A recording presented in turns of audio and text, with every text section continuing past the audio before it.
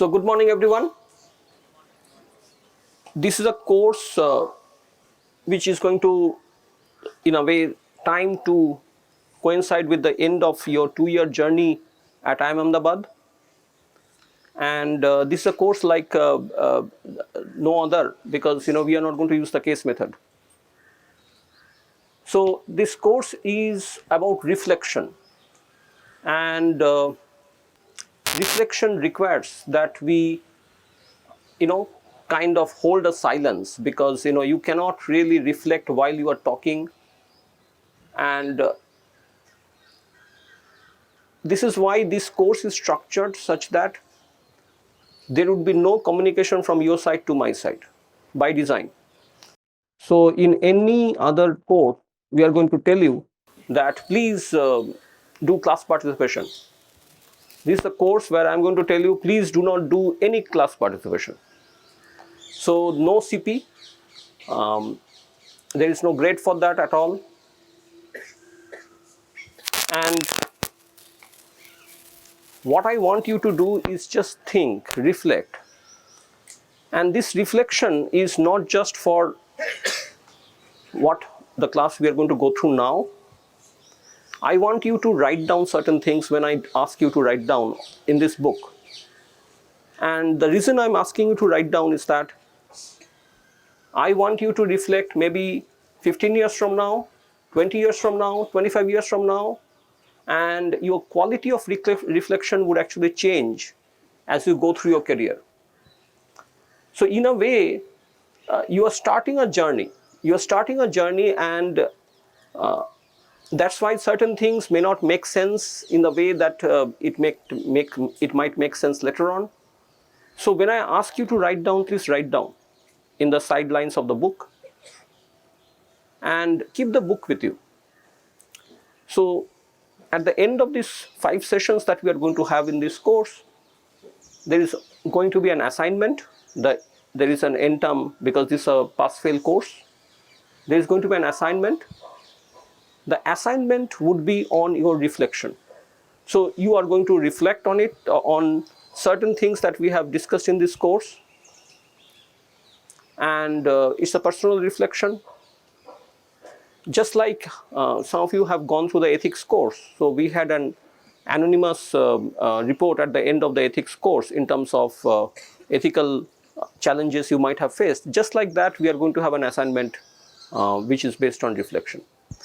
So the reflection has to happen through the course, while you are writing that end-term assignment, and later on, 5 years from now, 10 years from now, you are going to come back, read your reflection, reflect back again at that point in time. So this is where this is a course which will span a length of time. So while we are going through this course, I want you to hold the silence. No need to talk to anyone, because if you are talking to anyone, your people, your friends sitting here, your peer group sitting here, you are not talking internally. So I want you to start talking internally. And that internal talking would require an external silence. So that's what, I would like to ask your support for this. Okay, so let's start. It seems increasingly likely that I really will undertake the expedition that has been preoccupying my imagination now for some days. An expedition, I should say, which I will undertake alone. Underline, undertake alone.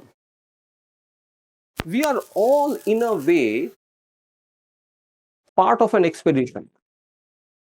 Except that this expedition, we are all in our personal journeys, and the personal journey of every person here is alone. Now, you might be, we are sitting here in a class where there are so many people here, and you feel that you are with people.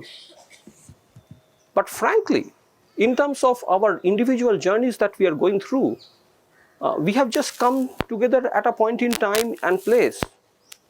We are all on our respective individual journeys. And just like that, the protagonist of this novel is going to go on an expedition, and he is declaring to us that this expedition would be done alone. An expedition, I should say, which I will undertake alone in the comfort of Mr. Faraday's Ford, an expedition which, as I foresee it, will take me through much of the finest countryside of England to the West Country and may keep me away from Darlington Hall for as much as 5 or 6 days. The idea for such a journey came about, I should point out, from a most kind suggestion put to me by Mr. Faraday himself one afternoon almost a fortnight ago when I had been dusting the portraits in the library. So underline this kind suggestion.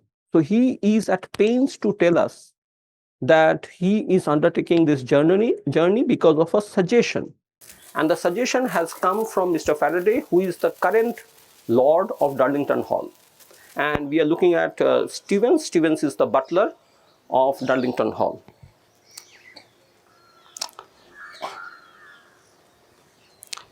So this is next paragraph. While I am doing this, reading through this, I'm going to jump certain places because, this is a 5-session course, and we will, even if I keep on reading at a very fast pace, I'm not be able to read the entire book in 5 sessions. So I will have to jump through sessions, and I would require you to read the book at your own time, so that you don't miss out on the part that I'm jumping through. Next paragraph. You realize, Stevens, I don't expect you to be locked up here in this house all the time I'm away. Underline locked up. Locked up. Why don't you take the car and drive off somewhere for a few days? You look like you could make good use of a break. Underline break. Think of this. For last 2 years, you have been locked up inside IMA. And it seems like you would also look to have a little break of your own. So why don't you think of a break, And so we are seeing Stevens locked up in this house called Darlington Hall. Locked up, just like a prison. You get locked up in a prison and you do a jailbreak. And just like a jailbreak, Stevens is, thinking of an expedition which will take him to the finest countryside of UK. But think of it, is he part of a prison? Are we part of this prison called IMA? Coming out of the blue as it did, I did not quite know how to reply to such a suggestion. I recall thanking him for his consideration, but quite probably I said nothing very definite, for my employer went on. I'm serious, Stevens. I really think you should take a break. I'll foot the bill for the gas. You fellows, underline you fellows, underline, you are always locked up in these big houses helping out. How do you ever get to see around this beautiful country of yours? So he repeats this sentence, this term, locked up. So he's repeatedly telling Stevens that you are locked up in this house, and how do you see this beautiful country? So it reinforces this idea that we are really in a prison. And now the prison is, where is this prison? Is this prison a physical house, or is it that Stevens is also locked up, emotionally, not just in the physical sense, but also emotionally in certain places? This was not the first time my employer had raised such a question. Indeed, it seems to be something which genuinely troubles him. On this occasion, in fact, a reply of sorts did occur to me as I stood up there on the ladder, a reply to the effect that those of our profession, although we did not see a great deal of the country in the sense of touring the countryside and visiting picturesque sites, did actually see more of England than most, placed as we were in the houses where the greatest ladies and gentlemen of the land gathered. Of course, I could not have expressed this view to Mr. Faraday without embarking upon what might have seemed a presumptuous piece. I thus contented myself simply by saying, underline this sentence, it has been my privilege to see the best of England over the years, sir, within these very walls. Now, as I read this, just like I'm asking you to reflect, I'm also self-reflecting while I'm doing this class. And in a way, I could say the same thing about myself. I have been locked up in IMA. I don't even venture out of the walls of this campus. And you might say that, I'm missing out on the beautiful country that is India, and I have not really traveled. Yet on the other side, I could say that it has been my privilege to teach some of the best minds of India. And in a way, I have seen India pass through this institute. So in a way, I have also seen exactly what Stevens is saying, that I may be locked up inside this place called IMA, but that does not mean that I have not seen many things. It has been my privilege to see the best of England over the years, sir, within these very walls. Mr. Faraday did not seem to understand this statement, for he merely went on, I mean it, Stevens. It's wrong that a man can't get to see around his own country. Take my advice. Get out of the house for a few days. As you might expect, I did not take Mr. Faraday's suggestion at all seriously that afternoon, regarding it as just another instance of an American gentleman's unfamiliarity with what was said and what was not commonly done in England. The fact that my attitude to this suggestion underwent a change over the following days, indeed that the notion of a trip to the West Country took an ever-increasing hold on my thoughts, is no doubt substantially attributable to, and why should I hide it, the arrival of Miss Kenton's letter, her first in almost 7 years, if one discounts the Christmas cards. Where is this question of hiding this? There is a letter which has come. Why is he trying to explain to us that he is not hiding this letter which has come? But it is very clear. At first, he did not take this suggestion seriously. But it seems that the suggestion started making sense to him only after this letter arrived from this person called Miss Kenton. But let me make it immediately clear what I mean by this. What I mean to say is that Miss Kenton's letter set off a certain chain of ideas to do with professional matters, underlying professional matters. He's very, very keen to tell us that Miss Kenton's letter has nothing to do with personal. Miss Kenton's letter has to do with the professional. Miss Kenton's letter set off a certain chain of ideas to do with the professional matters here at Darlington Hall, and I would underline that it was a preoccupation with these very same professional matters that led me to consider anew my employer's kindly meant suggestions. But let me explain further. He is explaining too much. Who has asked for this explanation? Which kind of tells us that maybe there is something which is there that we are not able to read right now, but there is something hidden out there. Which is at pains to kind of ensure that whatever is hidden does not come out. And as readers, our interest gets ignited there. What exactly is trying to hide? The fact is, over the past few months, I have been responsible for a series of small errors. Underline series of small errors. Underline series of small errors in the carrying out of my duties. I should say that these errors have all been, without exception, quite trivial in themselves. Underline quite trivial in themselves. Nevertheless, I think you will understand that to one not accustomed to committing such errors, this development was further disturbing, as I did in fact begin to entertain all sorts of alarmist theories as to their cause. As so often occurs in these situations, I had become, this is a very important term, we are going to come back to this term again and again and again, underline this term, blind to the obvious. And to the right side of or bottom of this page, write down, everyone, very important, write down, blind to the obvious. Blind to the obvious. I had become blind to the obvious. That is, until my pondering over the implication of Miss Kenton's letter finally opened my eyes to the simple truth that the small errors of recent months have derived from nothing more sinister than a faulty staff plan. Now, in a way, he is saying that I could not see it. I could not see why these small errors were happening, but now this letter from Miss Kenton has allowed me to actually see what it is. It has been a revelation, and I was blind to the obvious. Now, what exactly is this problem that he has been blind to?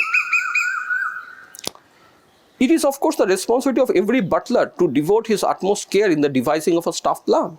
Who knows how many quarrels, false accusations, unnecessary dismissals, how many promising careers cut short can be attributed to a butler's slovenliness at the stage of drawing up the staff plan. Indeed, I can say I am in agreement with those who say that the ability to draw up a good staff plan is the cornerstone of any decent butler's skills. Now, why the hell are we reading this book? Of course, because I have asked you to read this book, so you are reading the book. But think of this: a butler is a proto-manager. A butler is a manager of a house, and he is saying he has to devise a staff plan. A staff plan meaning a HR staffing plan, and who is going to do what job. And he's saying the main task of a butler is to come up with a staffing plan. Now, this is also something that is not new to us. As a manager, you are going to have people reporting to you. What are they going to do, what they are not going to do, and each person will have roles, each person will have duties.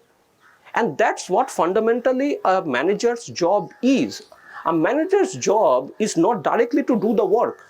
A manager's job is to come up with a plan of who is going to do what. Now that's exactly what he's saying, that as a butler, I need to devise the staff plan very, very well. And he says, maybe I was making a mistake in devising this staff plan.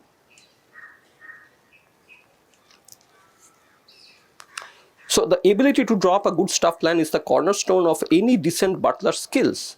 I have myself devised many staff plans over the years, and I do not believe I am being unduly boastful if I say that a very few ever needed amendment. And if in the present case the staff plan is at fault, underline, blame can be laid at no one's door but my own.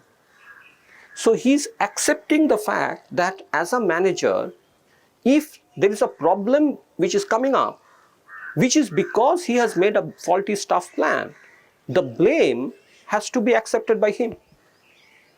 So we are looking at a person who is a manager who is willing to understand, willing to know, and willing to admit that fault can be done by a manager. A manager, the root cause of a success, if it's because of manager's actions, a root cause for a failure could also be because of managerial actions. And he's admitting that.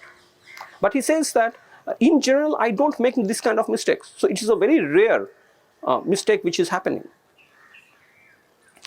What had occurred was this: once the transactions were over, transactions which had taken this house out of the hands of Darlington family after 2 centuries, Mr. Faraday let it be known that he would not be taking up immediate residence here, but would spend a further 4 months concluding matters in the United States. In the meantime, however, he was most keen that the staff of his predecessor, a staff of which he had heard high praise, be retained at Darlington Hall. The staff he referred to was of course nothing more than the skeleton team of 6 kept on by Lord Darlington's relatives to administer to the house up to and throughout the transactions. And I regret to report that once the purchase had been completed, there was little I could do for Mr. Faraday to prevent all but Mrs. Clements leaving for other employment. When I wrote to my new employer conveying my regrets at the situation, I received by reply from America instructions to recruit a new staff, worthy of grand old English house. I immediately set about trying to fulfill Mr. Faraday's wishes, but as you know, finding recruits of a satisfactory standard is no easy task nowadays. Underline this: finding recruits of a satisfactory standard is no easy task nowadays.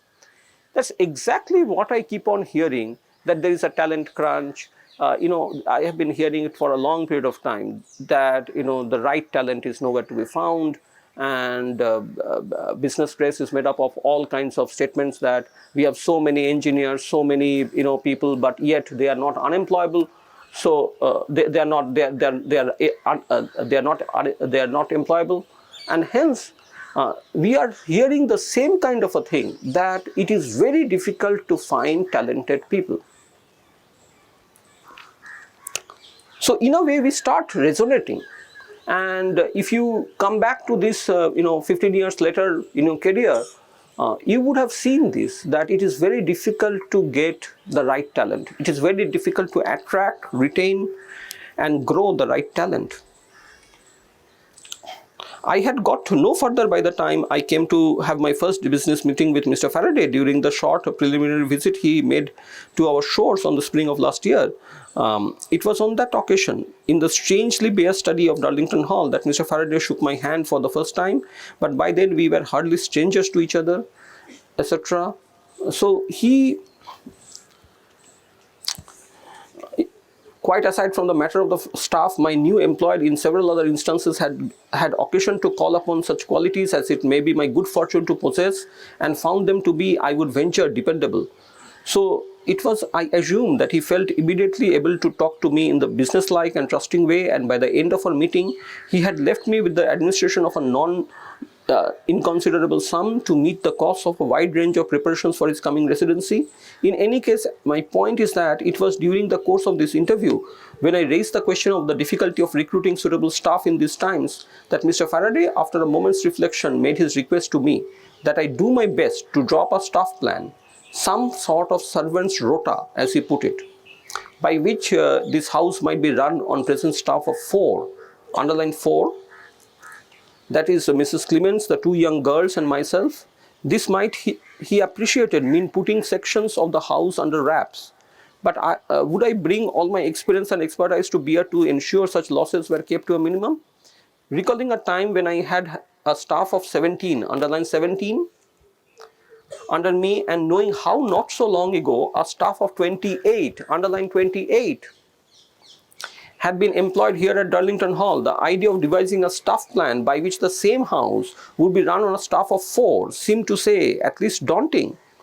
Although I did my best not to, something of my skepticism must have betrayed itself, for Mr. Faraday then added, as though for reassurance, that were it to prove necessary, then an additional member of the staff could be hired, but he would be much obliged, he repeated it, if I could give it a go with 4.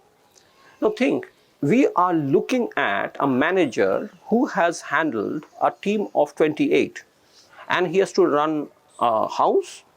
It's the exact same thing if tomorrow you are running an organization with 28 people there and suddenly there is a downsizing and you have to run the same organization with a team of 4. Now that's highly challenging. So how would it be done? How is it that the same task which earlier took 28 people would now be taking 4 people? And if you are tomorrow in a job situation where you have to downsize like this, just imagine you are running an organization with a staff strength of 28 and you have to come down to 4, 1/7. This is a drastic challenge to any manager. Now, how does our proto manager deal with this? Does he creep? Does he say that no, this cannot be done? Let's look how Stevens is looking at this challenge. Now naturally, like many of us, I have a reluctance to change too much of the old ways, but there is no virtue at all in clinging as some do to tradition. Underline, no virtue at all in clinging as some do to tradition merely for its own sake. In this age of electricity and modern heating systems, there is no need at all to employ the sort of numbers necessary even a generation ago. Very, very interesting. He's talking about technology. He's saying technology has changed. Now, I cannot run the house with 4 if we have to go with the original traditional technology, but there have been changes. Electricity has come in, and because of those changes in technology, I can run it with a staff of 4.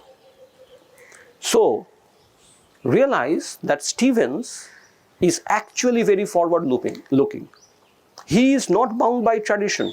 He has been a successful manager under the earlier tradition, but nothing stops him. Nothing stops him from saying let us explore technology. Let us explore technology, and if this technology can do things which with 4 people, which otherwise could have taken 28, we should be open to that.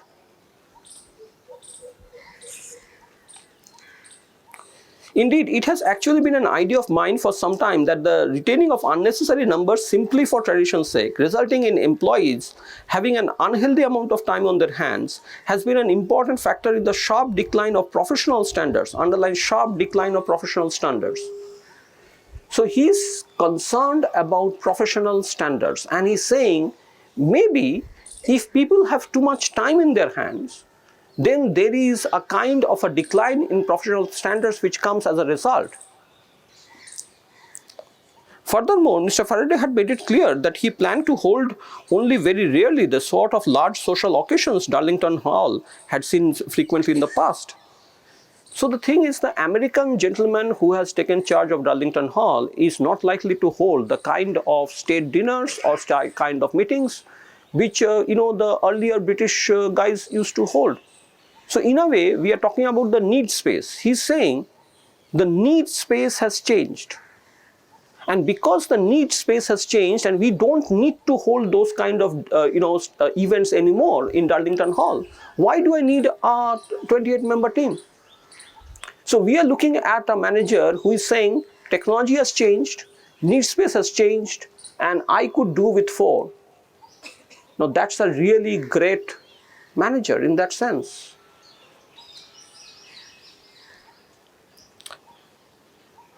I did then go about the task of Mr. Faraday had set me with some dedication. I spent many hours working on the staff plan and at least as many hours again thinking about it as I went about other duties, or underline this, as I lay awake after retiring. As I lay awake after retiring. So we are looking at a manager who at the end of his job is not logging out. He is still thinking, even when he goes to sleep, all that he's thinking about is the staff plan. How many of you as managers can say that, yes, I have given myself so completely to my profession that I'm continuously thinking about it? On the flip side, does this guy have any semblance of work-life balance? Even when the guy has retired at the end of the day, he is not logging out. He's still thinking, how can he make his job better? Whenever I believed I had come up with something, I probed it for every sort of oversight, tested it through from all angles. So he's stress testing. Every time he's coming up with a staff plan, he's stress testing it, he's looking at it from multiple different perspectives and thinking how can he make sure that nothing goes wrong. Now, if you tomorrow be a manager who does this, I would be proud of you. Stevens is someone that, is a very good manager.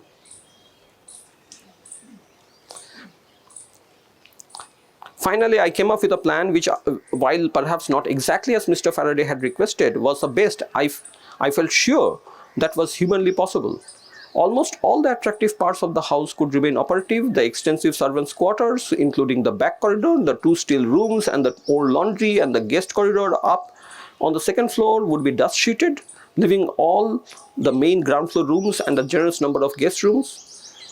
Admittedly, our present team of 4 would manage the program only with reinforcement from some daily workers. My staff plan therefore took in the services of a gardener to visit once a week, twice in the summer, and 2 cleaners, each to visit twice a week. The staff plan would furthermore, for each of 4 residents employees mean a, underline, radical altering of our respective customary duties.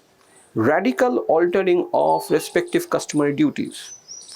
So you are changing technology, you are changing the need space, but you are saying the roles that the staff used to do needs to change.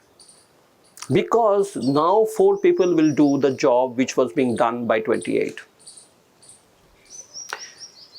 Role crafting. Role crafting is the job of a manager. And the role crafting can happen because there is a downsizing which the organization is going through. And hence, what were the earlier roles may have to be redesigned in terms of the new roles that people have to do. And as a good manager, Stevens is open to that. Stevens is open to that. The two young girls I predicted would not find such changes so difficult to accommodate, but I did all I could to see that Mrs. Clemens suffered the least adjustments, to the extent that I undertook for myself a number of duties which you may consider most broad-minded for the butler to do. So he is looking at his staff and saying that we have two young girls who would be able to adjust to these new changes, but Mrs. Clemens, who is a senior person, may not be able to adjust.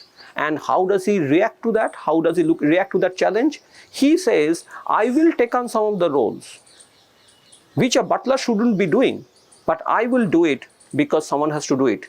Now understand, this guy has empathy. He has empathy for Mrs. Clemens, who is a senior person, and he understands, like a good manager, that all people do not have the same kind of skill sets. Not all people have the same kind of abilities. Not all people can be trained to do certain things. A young person may be trained easier, and he's open to that, and that's how he's taking the load. Now, if you do that tomorrow, I would say that you are doing a great job as a manager.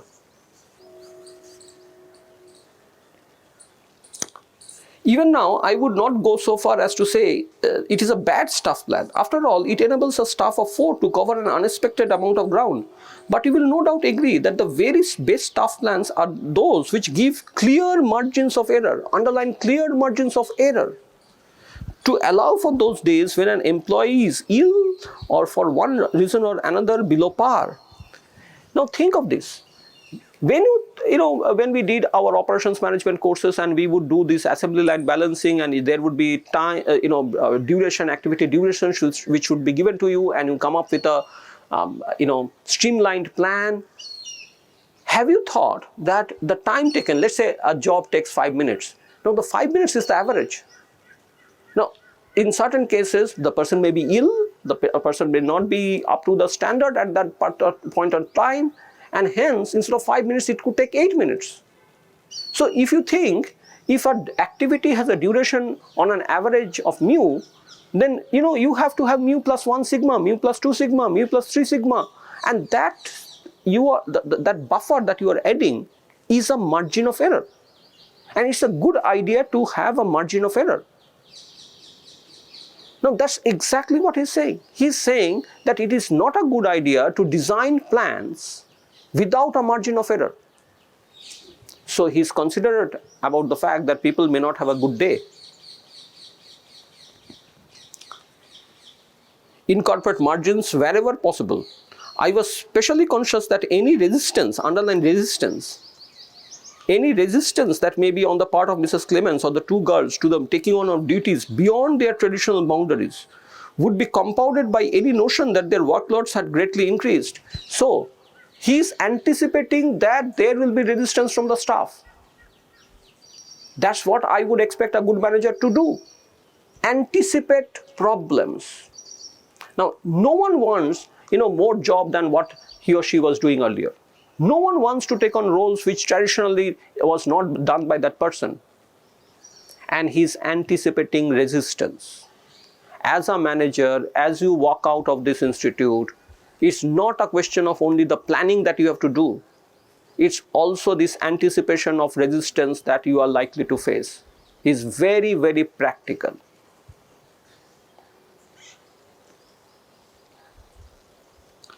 I had then, over the days of struggling with the staff plan, expended a significant amount of thought to ensuring that Mrs. Clemens and the girls, once they had got over their aversion to adopting these more eclectic roles, underline eclectic roles, would find the division of duties stimulating and unburdensome. Underline stimulating and unburdensome. If I have a wish that you as a manager, what you would do, whichever organization that you are going to join or set up, is to ensure that the people working under you have jobs which are stimulating and unburdensome. And that's the role of the manager. It's your job. It's your job to ensure that the job is stimulating and unburdensome. And we see Stevens is exactly trying to do so. Now, we have now eclectic duties, duties which are not really part of the regular job, and we are seeing that staff would be asked to do certain jobs which is not in their traditional boundaries, which are eclectic jobs. The next question comes, just like the staff, is the manager also expected to do certain activities which are eclectic in that sense? What is it that Stevens has to do new? It's a very interesting idea which will come out, that what are new duties that the staff has to do, and what are the new duties, given that there is a change in management, from a British management you have gone to an American management, are there changes which just like the staff has to change to those, the manager also needs to change. We'll see exactly what those are. I fear, however, that in my anxiety to win the support of Mrs. Clements and the girls, I did not perhaps assess quite as stringently, underline very, very important, my own limitations. He has been looking at the staff and understanding their limitations and trying to design the staff plan accordingly. But he says, perhaps I did not look at my own limitations. And although my experience and customary caution in such matters prevented my giving myself more than I could actually carry on, I was perhaps negligent over the question of, underline, allowing myself a margin. Now think, just like a worker who has, let's say, a mu plus 1 sigma, 2 sigma, 3 sigma, and you might give a particular a margin of error. Think, where is the margin of error for a manager? Shouldn't management as a job also have a margin of error? Now, from that point of view, I think Stevens is ahead of his time. Margin of error for a manager. It is not surprising then if over several months this oversight should reveal itself in these small but telling ways. In the end, I believe the matter to be no more complicated than this.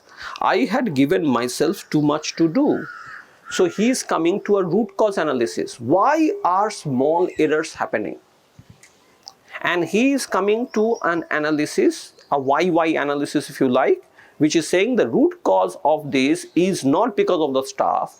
Perhaps as a manager, I have not given myself a margin of error. You may be amazed that such an obvious shortcoming to a staff plan should have continued to escape my notice. But then you will agree that such is often the way that matters. One has given abiding thought over a period of time. One is not struck by the truth until prompted quite accidentally by some external event. So it was in this instance, that is to say, my receiving the letter of Miss Kenton, containing as it did, along with its long, rather unrevealing passages, an unmistakable nostalgia for Darlington Hall. I am quite sure of this. Distinct hints of a desire to return here, underline distinct hints of a desire to return here, obliged me to see my staff plan afresh. Now he is telling us that there are distinct hints, but are there really distinct hints? If he is blind to the obvious, could he be blind to the fact that he is not able to read what Miss Kenton is saying? Only then did it strike me that there is indeed a role that a further staff member could crucially play here. That was in fact this very shortage that had been at the heart of all my recent troubles. And the more I considered it, the more obvious it became that Miss Kenton, with her great affection for this house, with her exemplary professionalism, underline professionalism, exemplary professionalism, the sort almost impossible to find nowadays, was just the factor needed to enable me, underline, to complete a fully satisfactory staff plan for Darlington Hall. So he is coming to the root cause. The root cause is not something which is existing. The root cause is an absence. The root cause is an absence of Miss Kenton. Miss Kenton would complete the staff plan. Does Miss Kenton also complete Stevens on a personal level? Is it that there is this gaping hole which he is not able to see? He is blind to the obvious. We don't know at this point in time, but we are trying to think, does this guy really is able to do this root cause analysis and find out what exactly is the reason for all these things? So underline this word complete. Having made such an analysis of the situation, it was not long before I found myself reconsidering Mr. Faraday's kind suggestion of some days ago, for it had occurred to me that the proposed trip in the car could be put to good professional use. That is to say, I could drive to West Country and call upon Miss Kenton in the passing, thus exploring at first hand the substance of her wish to return to employment here at Darlington Hall. I should make clear, reread Miss Kenton's recent letter several times, and there is no possibility that I am merely imagining the presence of these hints on her part. So,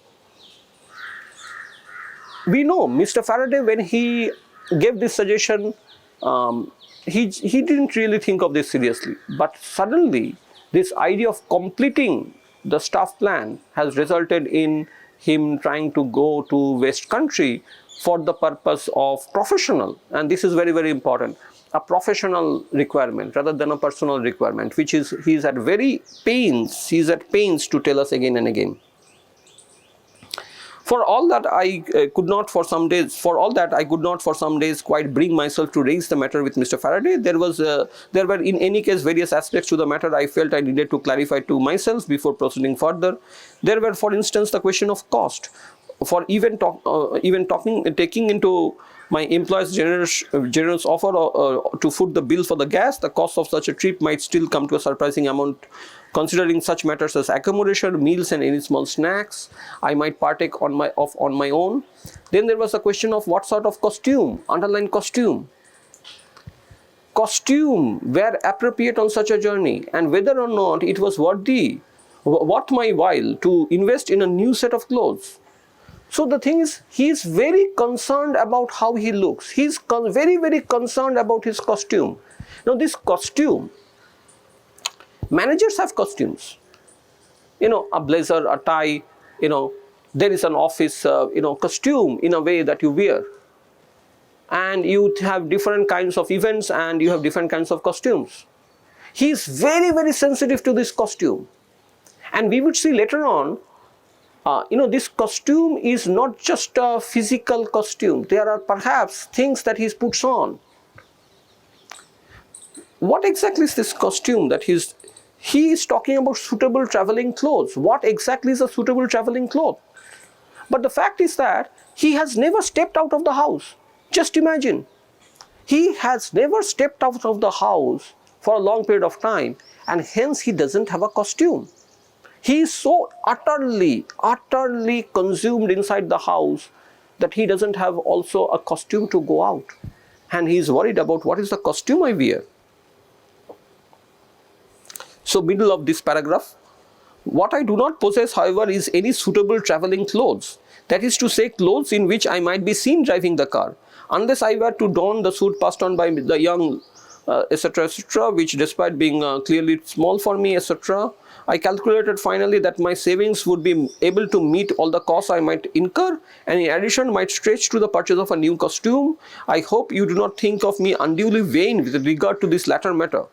It is just that, underline, one never knows when one might be obliged to give out that one is from Darlington Hall. And it is important that one be attired at such times in a manner, underline, worthy of one's position. You never know while you are going out whom you are going to meet, and suddenly you have to say that, oh, I'm from IMA. And let's say if someone looks at me at that point in time and say, this guy is from IMA, why should be dressed like I'm worthy of the position that I hold at all times? And hence the costume is very important. So, write down on the side of this, is costume connected with work identity? Write down, is costume connected with work identity? Think, a worker wears a uniform. A uniform is a work identity. That uniform is a costume. A manager wears a costume. So in a way, is a work identity also created where wearing a costume is akin to putting on a work identity, and taking out a costume is akin to giving up an work identity. And hence, which costume am I wearing at this point in time is very important, because it is connected with an identity formation.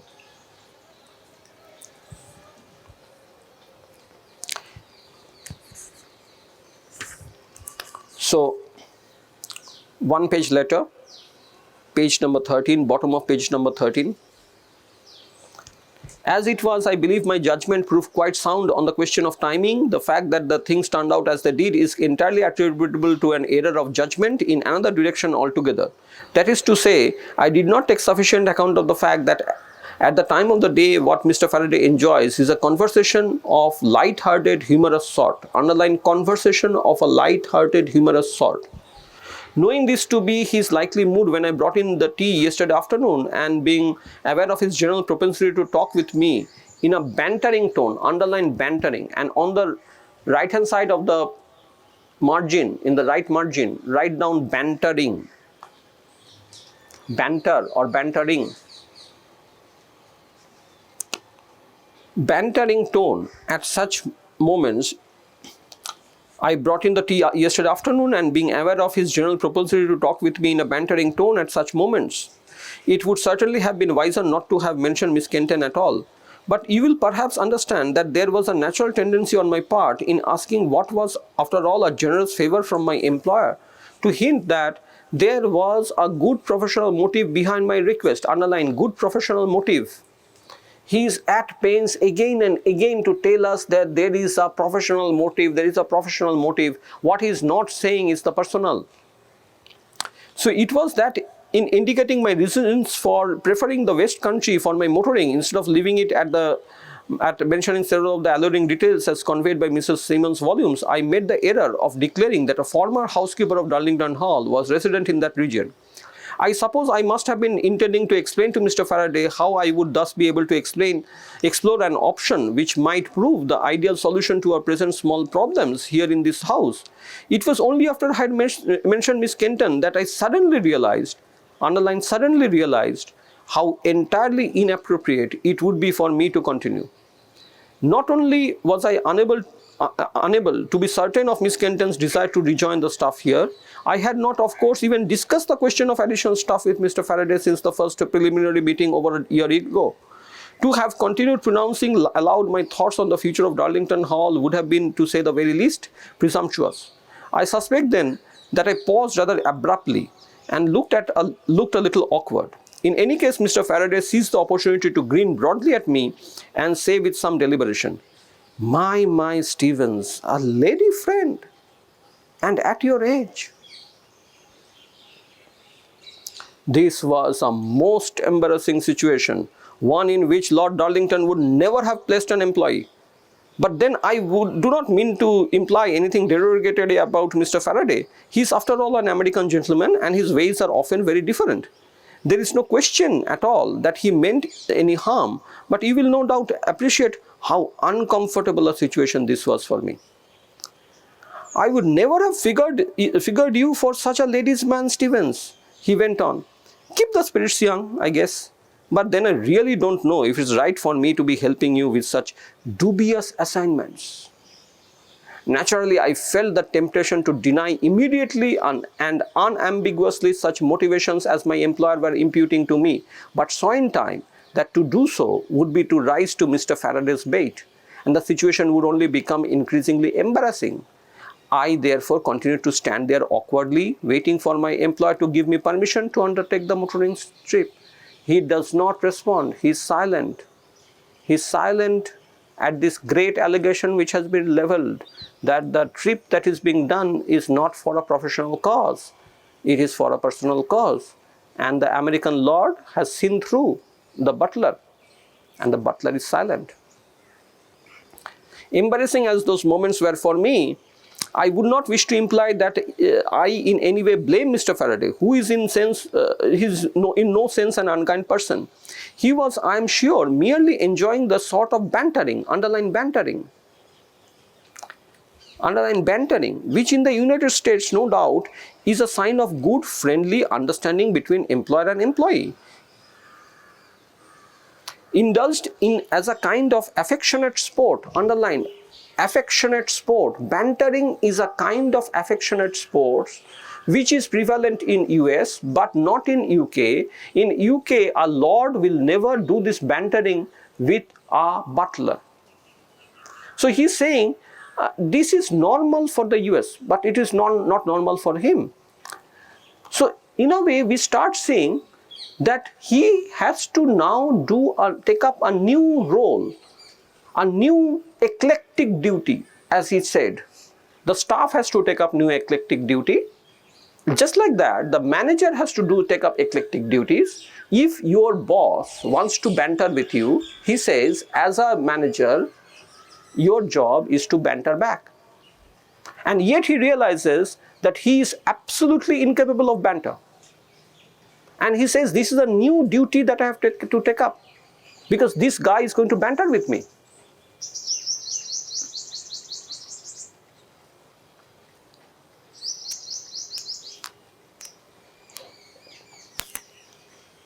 Indeed, to put things into proper perspective, I should point out that just such bantering on my new employer's part has characterized much of our relationship over these months. Though I must confess, I remain rather unsure as to how I should respond. In fact, during my first days under Mr. Faraday, I was once or twice quite astounded by some of the things he would say to me. For instance, I once had the occasion to ask him if a certain gentleman expected at the house was likely to be accompanied by his wife. God help us if she does come, Mr. Faraday replied. Maybe you could keep her off our hands, Stevens. Maybe you could take her out to one of those stables around Mr. Morgan's farm. Keep her entertained in all that. Hey, she must be just your type. For a moment or two, I had no idea what my employer was saying. Then I realized he was making some sort of joke, and endeavored to smile appropriately, though I suspect that some residue of my bewilderment, not to say shock, remained detectable in my expression, underlined detectable in my expression. So the thing is, he was shocked that a lord can say these things. But he tried to say that, I should not betray my emotion. It should not be seen. And this thing about not detectable in my expression, we will come back to this very, very soon, because there is a very important dimension here. We will see this. Over the following days, however, I came to learn not to be surprised by such remarks from my employer, and would smile in the correct manner, underline correct manner. Whenever I detected, underline detected, the bantering tone, underline bantering tone in his voice. Nevertheless, I could never be sure exactly what was required of me, underline what was required of me on these occasions. So he is now gone to, in a precision way, detect bantering. So it's like, like a robot, detect bantering. If I detect bantering, what am I going to do? He has no idea what he's going to do, but he's able to now understand that this guy is doing bantering. And he says, I smile in the correct manner. Look at the fact that, he is trying to hide his shock, his authenticity, and he is trying to present a costume. The costume is not just the physical thing that you are wearing. The costume is, am I supposed to smile at the bantering? No, that's a costume. And he started to put on a costume for the new lord. What is the correct manner? And he must learn the correct manner and respond in the correct manner and reciprocate. Perhaps I was expected to laugh heartily, or indeed reciprocate with some remark of my own. This last possibility is one that has given me some concern over these months, and it is something about which I still feel undecided. For it may well be that in America, it is all part of what is considered good professional service, that an employee provided entertaining banter. So he's saying that maybe the standards in US are that employee is supposed to be participating in banter. No, if that is so, I'm failing in my duty. In fact, I remember Mr. Simpson, the landlord of Plowman's Arms, saying that once that where he an American bartender, he would not be chatting to us in that friendly but ever courteous manner of his, but instead would be assaulting us with crude references to our vices and failings, calling us drunks and all the manner of such names in his attempt to fulfill the role, underline fulfill the role expected of him by his customers. So understand, An organization is a collection of roles, and we have to fulfill those roles. The employees have to fulfill those roles. A manager has to fulfill the role. Now, what kind of a manager is Stevens? Stevens is a butler. He's an agent. He's an agent of the principal. The principal is Mr. Faraday. It was Lord Darlington earlier. The principal has changed. Now, if the principal has changed, shouldn't the agent change based on what that principal expects the agent to do? Think yourself. If, let's say, tomorrow you are working in an organization with a set of culture, and you go to another organization which has a different set of culture, what is acceptable in one organization may not be acceptable in another organization. Are you going to say, no, this is the way I'm going to deal with it? Or are you going to say, what is the role expected of me in this new organization? And am I fulfilling that role?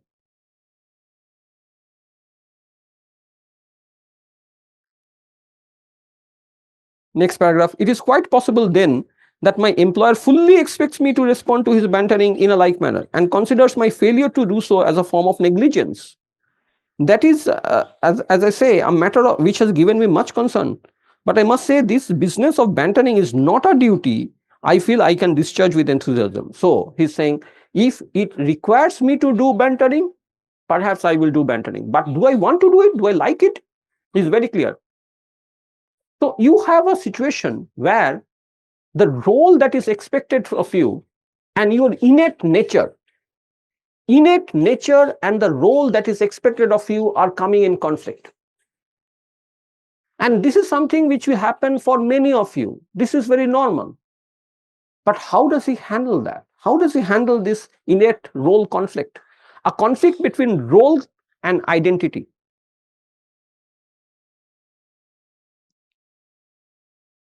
It is all very well in these changing times to adapt one's work to take in duties not traditionally within one realm.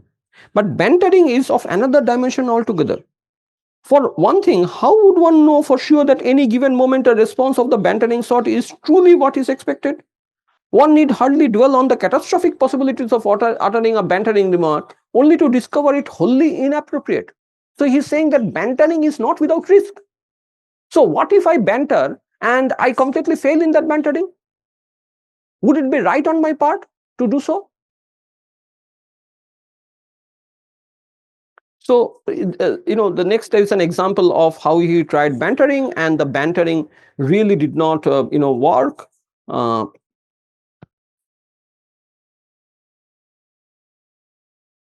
Next page, page number 18. Such difficulties as these tend to be all the more preoccupying nowadays because one does not have the means to discuss and collaborate views with one's fellow professionals in the way once did. Not so long ago, if any such points of ambiguity arose regarding one's duties, one had the comfort of knowing that before long some fellow professional whose opinion one respected would be accompanying his employer to the house, and there would be ample opportunities to discuss the matter. And of course, in Lord Darlington's days, when ladies and gentlemen would often visit for many days on end, it was possible to develop good understanding with visiting colleagues. Indeed, in those busy days, our servants' hall would often witness gathering of some of the finest professionals in England, talking late into the night by the warmth of the fire. And let me tell you, if you were to have come to our servants' hall on any of those evenings, you would not have heard mere gossip. More likely, you would have witnessed debates, underlined witnessed debates, over the great affairs preoccupying our employers upstairs, or else over matters of import reported in the newspapers. And of course, as fellow professionals from all walks of life are wont to do when gathered together, we could be found discussing, underline, every aspect of our vocation.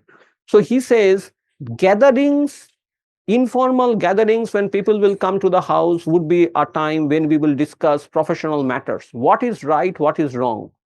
And he says today he does not have that option because no one is coming to Darlington Hall. And so he is not able to ask anyone that what should I do if my American lord now expects me to do bantering and I am incapable of doing bantering. What should I do? Now perhaps we are talking about peer information, peer support, and he says I don't have that peer support now.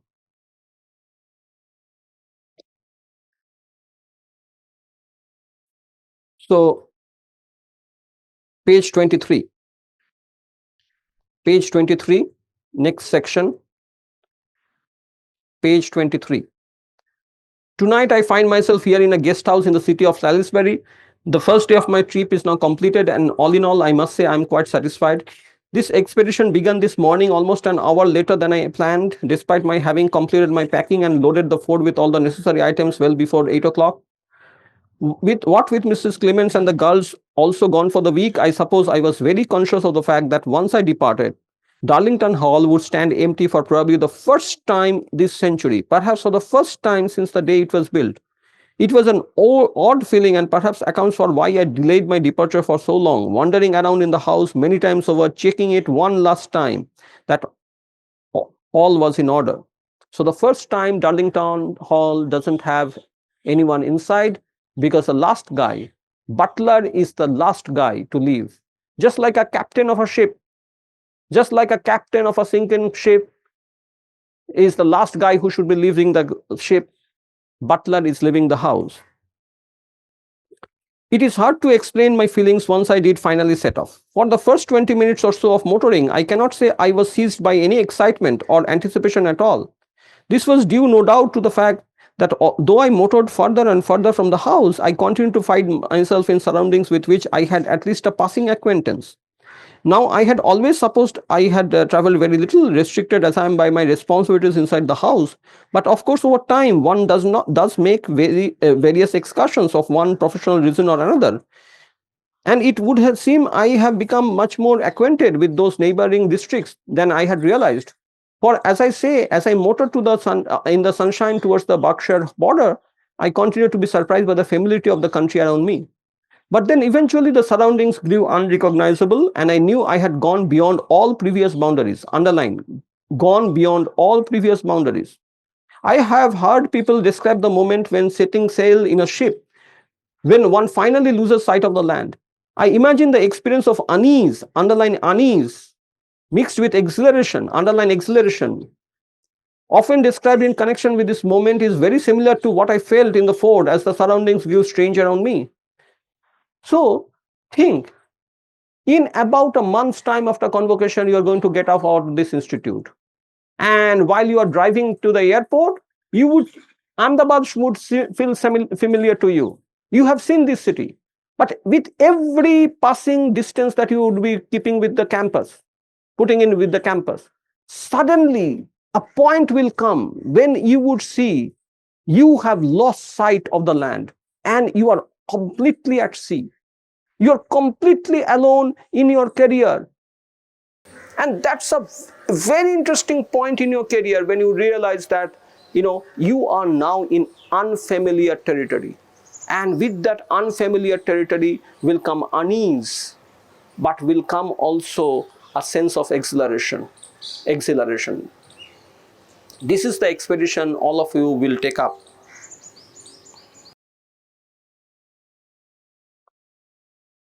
The feeling,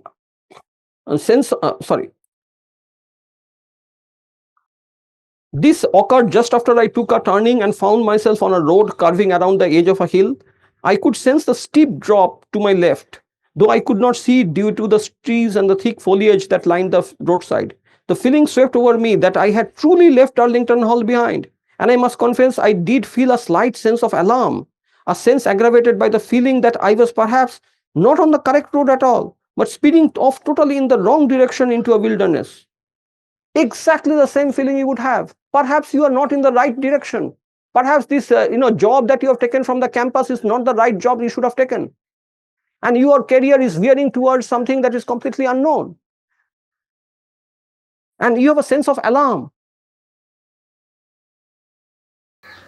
It was only the feeling of a moment, but it caused me to slow down. And even when I had assured myself I was on the right road, I felt compelled to stop the car a moment to take stock, as it were. I decided to step out and stretch my legs a little. When I did so, I received a strong impression than ever of being perched on the side of a hill. On one side of the road, thickets and small trees rose steeply, while on the other I could now glimpse through the foliage the distant countryside. I believe I had walked a little way along the roadside, peering through the foliage, helping to get a better view, when I heard a little voice behind me, underline, heard a voice behind me. Until this point, of course, I had believed myself quite alone, and I turned in some surprise. A little way further up the road on the opposite side, I could see the start of a footpath which disappeared steeply into the thickets.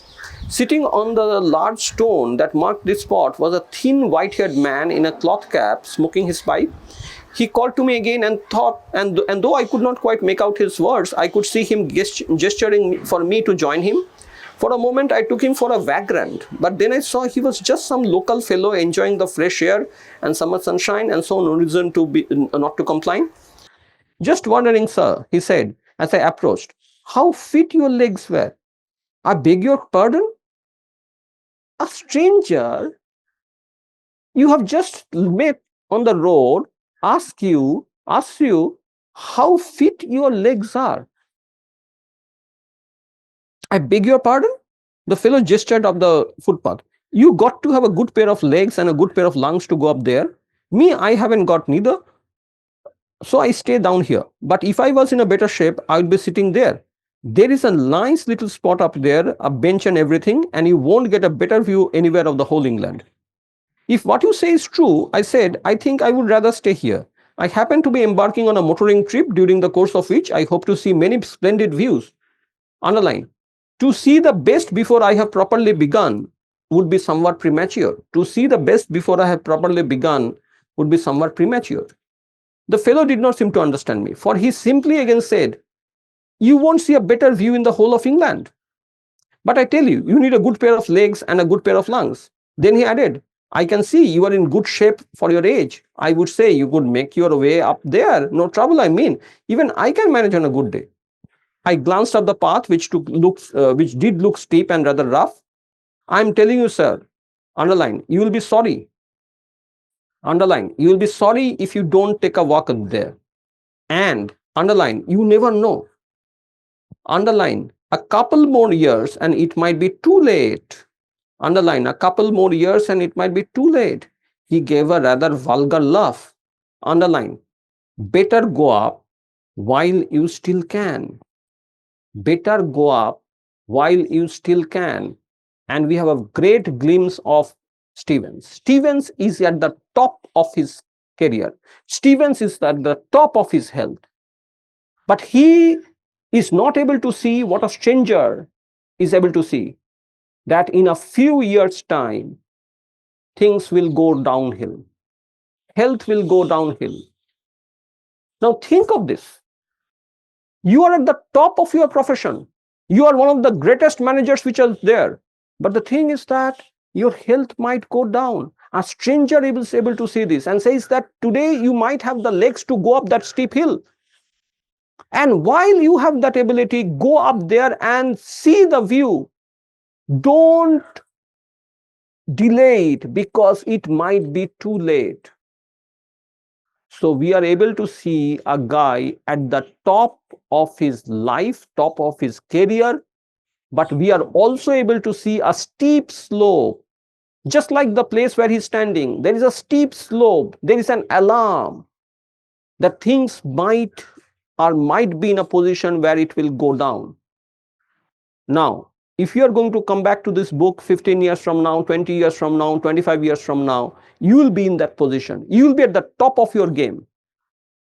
But the question is, when you are at the top of your game, it also means that the steep slope is before you. On the top of this page, write down stranger number 1. It's very interesting.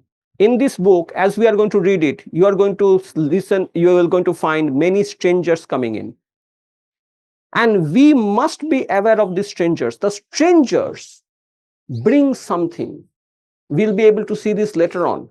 But at this point in time, I just want you to refer back to this page. So right on the top of this page, stranger number 1. Stranger number 1. It occurs to me now that the man might just possibly have meant this in a humorous sort of way. That is to say, he intended it as a bantering remark. Underline bantering remark. But this morning, I must say, I found it quite offensive. And it may well have been the urge to demonstrate just how foolish these insinuations had been that caused me to set off the footpath. So he went up the footpath, not because he really liked it, but he found the bantering really, really offensive, which means he does not accept. He does not accept the steep slope which is before him in terms of his health. And the fact that he's at the top of his career means that from that point he is going to go down. In any case, I'm very glad I did so. Certainly, it was quite a strenuous work, though I can say it failed to cause me any real difficulty. The path rising in zigzags up to the hill for 100 years or so. I then reached a small clearing, undoubtedly the spot the man had referred to. Here one was met by a bench and indeed by a most marvelous view over the miles of surrounding countryside. What I saw was principally field after field rolling off into the far distance. The land rose and fell gently, and the fields were bordered by hedges and trees. There were dots in some of the distant fields, which I assumed to be sheep. To my right, almost on the horizon, I thought I could see the square tower of a church. It was a fine feeling indeed to be standing up there like that, with the sound of summer all around and a light breeze on one's face.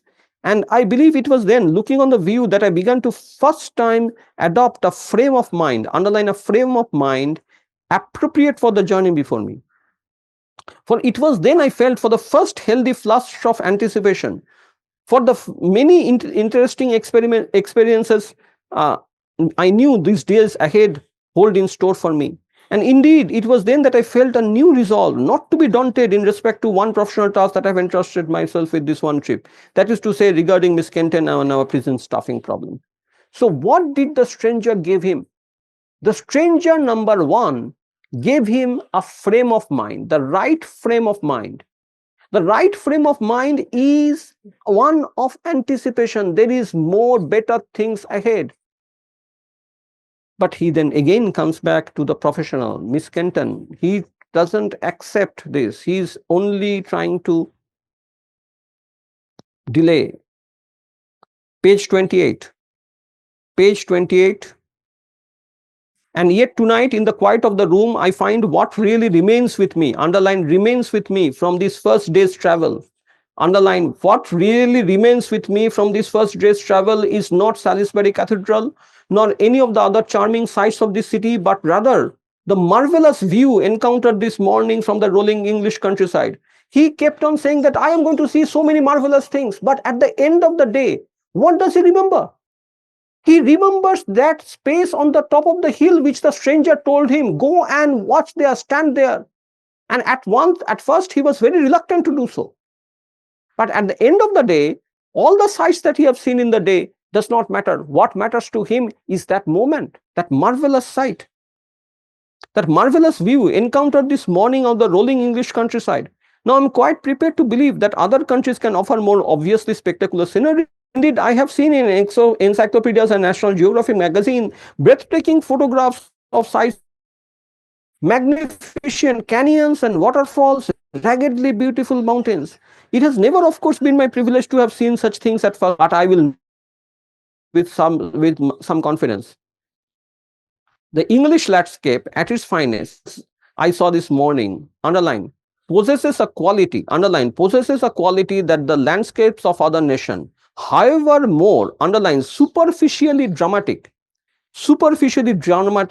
inevitably fail to possess. It is, I believe, a quality that will mark out the English landscape to any objective observer as most deeply satisfying in the world. And this quality is probably best summed up by the term greatness, underline greatness. We are going to now look at whether Stevens is a great butler. And so, the question before you is that, are you a great manager? How would you know in your career that you have become a great manager? And we are seeing very interesting points being noted to us, that this greatness, for it is true, when I stood on that high ledge this morning and viewed the land before me, I distinctly felt that rare yet unmistakable feeling, the feeling that one is, underline, in the presence of greatness. One is in the presence of greatness. There is an unmistakable feeling when you are at the presence of greatness that this is greatness. We call this land of ours Great Britain, and there may be those who believe this is somewhat immodest practice. But I would venture that the landscape of our country alone would justify the use of this lofty adjective. Next sentence is very important, underline. And yet, what precisely is this greatness? Just where, underline just where, or in what does it lie? I'm quite aware it would take a far wiser head than mine to answer such a question. But if I were forced to hazard a guess, I would say that it is this, and this is a very important statement, underline this, very lack of obvious drama or spectacle. The very lack of obvious drama or spectacle that sets the beauty of a land apart. What is pertinent is the calmness, underline calmness of that beauty. Underline its sense of restraint, underline sense of restraint. It is as though the land knows of its own beauty, of its own greatness, and feels no need to shout it. In comparison, the sort of sights offered in such places as Africa and America, and undoubtedly very exciting, would I say, I am sure, strike an objective viewer as an inferior on account of their unseemly demonstrativeness, underline unseemly demonstrativeness. Now, we are an institute which is IIM Ahmedabad. Is IIM Ahmedabad great? And we have a very interesting point which is coming. A institute which is great does not shout from the rooftops that I am great. And when you are in the presence of greatness, there is a calm. Look here, we are sitting in Gypsy Lawn. We are sitting here where you have this arch. You know what is the meaning of this arch? This arch was the first arch which was created as a demonstration by the architect Louis Kahn. And you have gone through this institute, you have never seen this arch. I don't know how many of you came to the Gypsy Lawn for the first time today. It does not shout. It just is. Whenever you see greatness, if someone is shouting at the top of his voice that I'm great, the guy is clearly not great. So greatness is connected with calmness, with restraint, where you don't have to say that you are the #1 business school. If you have to say that, you are not #1 business school. And you have an unmistakable feeling when you are in the presence of greatness. The whole question is very akin to the question that has caused much debate in our profession over the years. What is a great butler? Underline this. Now we are asking the right question. The right question is, what is a great butler? And why are we interested in this question? Because we would like to know what is a great manager. Because we are all managers. What is a great butler? I can recall many hours of enjoyable discussions on this topic around the fire of the servants' hall at the end of a day. You will notice I say what, underline. I say what rather than who is a great butler. For there was actually no serious dispute as to the identity of the men who set the standards amongst our generation. That is to say, I'm talking about the likes of Mr. Marshall, of Charlesville House, or Mr. Lane of Bridewood. If you have ever had the privilege of meeting such men, you will no doubt know the quality they possess, to which I refer. But you will no doubt also understand what I mean when I say it is not at all easy to define just what the quality it is. So, if you see a great butler, you know he's a great butler. But if you have to just write down and say what makes a butler a great butler, there is a very great scope for debate. Incidentally, now that I come to think further about it, it is not quite true as to say that there was no dispute as to who were the great butlers. What I should have said was that there was no serious dispute, underline, among professionals of quality who had any discernment, underline discernment on such matters.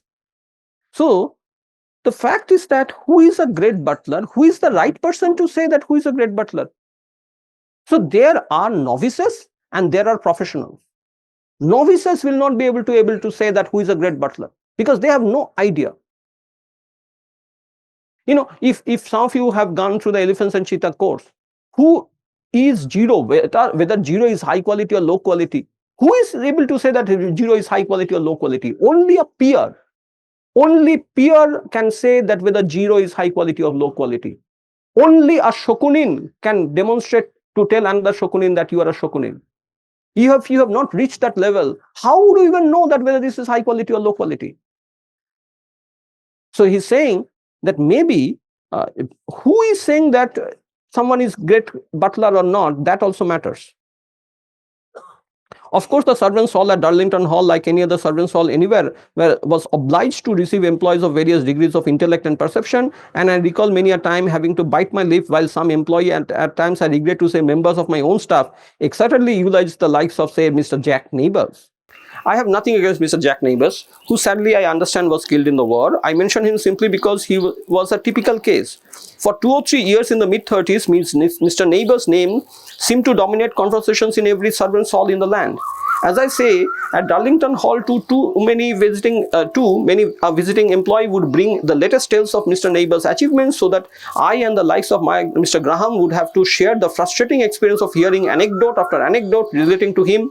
And most frustrating of all would be having to witness at the conclusion of such anecdote otherwise decent employees shaking their heads in wonder and uttering phrases like, "That Mr. Neighbors, he really is the best." Underline the word best and write on the left hand side of the page best. Best.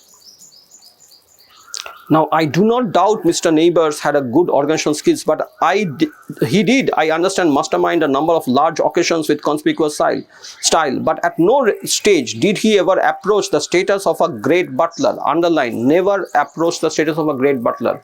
So we are looking at a very, very important consideration right on the bottom of this page. Right at the bottom of this page, best versus great.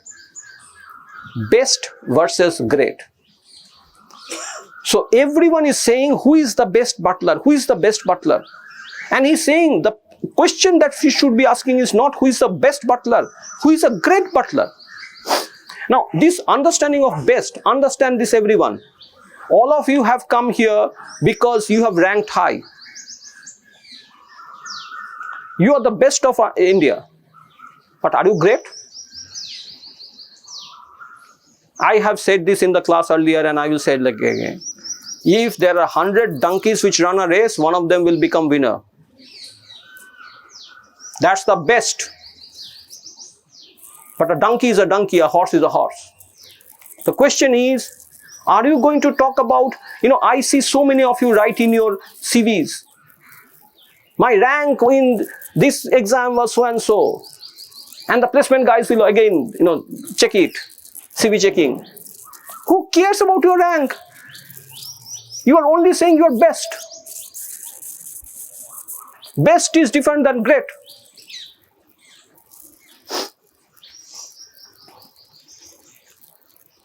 Now, I do not doubt Mr. Neighbors had good organizational skills. He did understand, mastermind a number of large occasions with conspicuous style, but at no stage did he ever approach the status of a great butler. I could have told you this at the height of his reputation, just as I could have predicted his downfall after a few short years in the limelight. How often have you known it for the butler who is on everyone's lips on that one day as the greatest of his generation to be proved demonstrably within a few years to have nothing of the sort, to have been nothing of that sort? And yet those very same employees who once heaped praise on him will be too busy eulogizing some new figure to stop and examine their sense of judgment.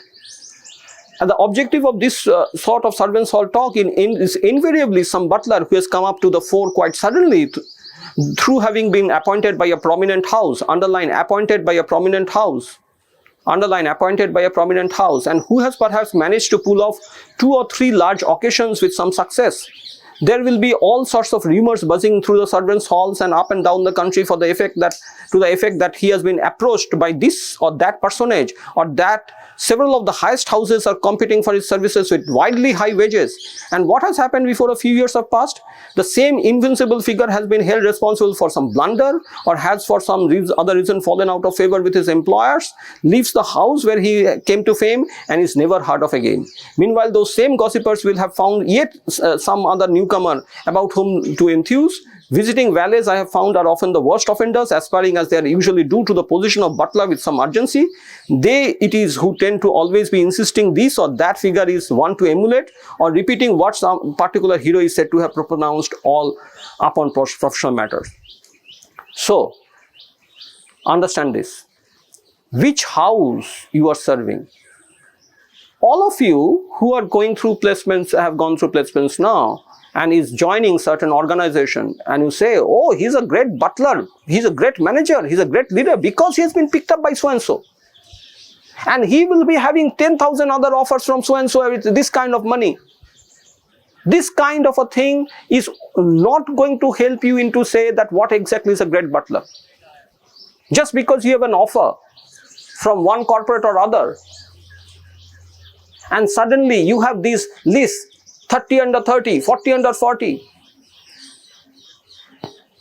It's great to get on those lists, but that does not say that you are a great butler. So, next page, page 32.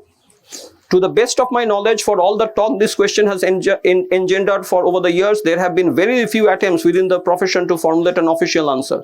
The only instance that comes to my mind is the attempt of Hayes Society to devise a criteria for membership. You may not be aware of the Hayes Society, for few talk of these days, but in the 20s and early 30s, it exerted a considerable influence about the over much of London and the home counties. In fact, many felt its power had become too great and thought it no bad thing when it was forced to close. I believe in 1932 or 33, the Hayes Society claimed to admit, underline, butlers of only the very first rank. So on the right-hand side, left-hand side, right, very first rank. The Hayes Society claimed to admit butlers only of the very first rank. Much of the power and prestige where it went to gain derived from the fact that unlike other organizations which have come and gone, it managed to keep its numbers extremely low, underline extremely low, thus giving this claim some credibility, underline credibility. We get some 450 PGP guys, no? Some 150 PGPX guys. Our numbers are extremely low. So the criteria for membership of IMA, is of course, we are elitist, and because we are keeping the numbers low and it is so difficult to get a membership of this alumni, you say, oh, I am from IMA, and hence I must be great. And we have got the very first rank, the topmost ranks of the CAT, applicants who are coming here. So it seems that, this Hayes Society claimed to admit butlers of only the very first rank. And that is what it gives its credibility. Membership, it was said, never at any point rose above 30 and much of the time remained closer to 9 or 10. This and the fact that the Hayes Society tended to be a rather secretive body lent it much mystique for a time, ensuring that the pronouncement it occasionally issued on professional matters were received as though hewn on tablet of stone. But one matter the society resisted pronouncing on for some time was the question of its own criteria for membership. Pressure to have this announced steadily mounted, and in response to a series of letters published in a quarterly for the gentleman's gentleman, the society admitted that the prerequisite for a membership was that, underline, an applicant be attached to a distinguished household. An applicant be attached to a distinguished household. Though of course the society went on, this by itself is far from sufficient to satisfy requirements. It was made clear furthermore that the society did not regard the house of businessmen or the newly rich as distinguished. And in my opinion, this piece of outdated thinking crucially undermined any serious authority the society may have achieved to arbitrate on standards. So the society said, newly rich and the businessman, no, that don't count. So where do you work? Which firm do you go to after placements? That has to be taken into account to see whether you are a great manager or not. And Stevens says that this is not a good idea. This is not how you are going to check, and hence his society has shot itself in the foot. In response to further letters in a quarterly, the society justified its stance by saying that while it accepted some correspondents' view that certain butlers of excellent quality were to be found in the houses of businessmen, the assumption had to be that the houses of true ladies and gentlemen would not refrain long from acquiring the services of any such person.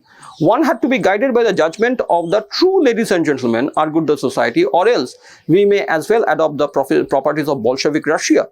This provoked further controversy, and the pressure of letters continued to build up, urging the society to declare more fully its membership criteria.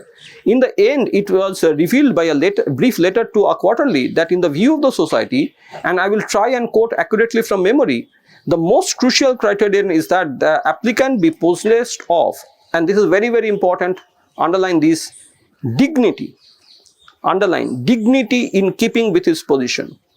No applicant will satisfy requirements, whatever his level of accomplishments otherwise, if seen to fall short in this respect. So we are able to see a very interesting pointer which is coming. What is greatness? Greatness, we have seen, has been connected to calmness, and now we are seeing greatness being connected to dignity. What does it mean to be a great manager? Is that you must be dignified. You must show dignity.